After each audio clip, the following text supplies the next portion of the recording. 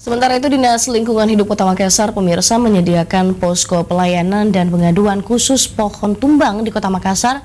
Sejak memasuki puncak musim hujan 2020, DLH mencatat sebanyak 20 lebih pohon tumbang di Kota Makassar.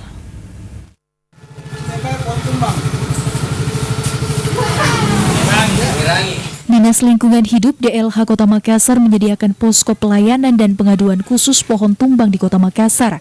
Posko yang dibuka selama 24 jam tersebut berlokasi di Jalan Kerung-Kerung, tepatnya di area kantor Kecamatan Makassar.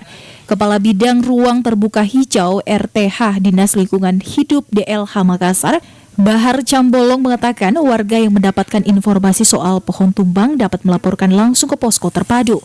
Tak hanya itu, masyarakat juga dapat menghubungi petugas pelayanan posko terpadu pohon tumbang di kontak 112.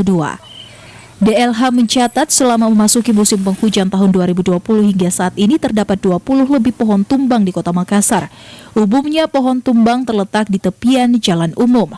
2020 ini mulai tanggal 2 Senin cuaca ini sudah melebihi 20 pohon tumbang di 14 kecamatan. Paling banyak di Ujung Pandang, Kecamatan Ujung Pandang, Panakukang,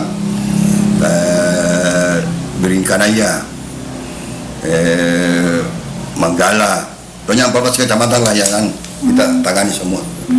Pihak DLH juga menjelaskan daerah paling rawan terjadi pohon tumbang yakni Kecamatan Ujung, Panakukang, Beringkanaya, dan Kecamatan Manggala. Sementara itu jenis pohon yang rawan tumbang diantaranya mahoni, trambesi, dan kencana.